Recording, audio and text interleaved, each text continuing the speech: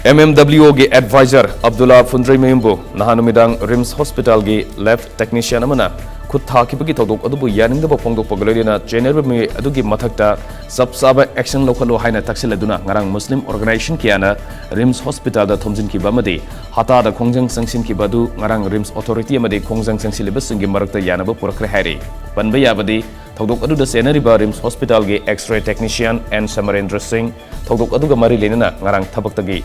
suspend tawkhrabane dokse thonghan thokhiba nate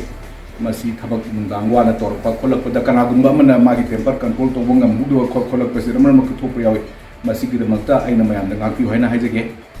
aduga akoi rim cybersi kanagumba kang amatagi nate mayam punam makini masi da magi ni haiba karim ta leite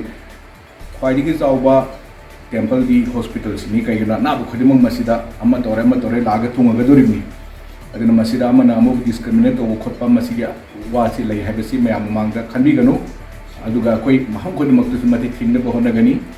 aduga asugumba leiramba tarabasu khudak report to view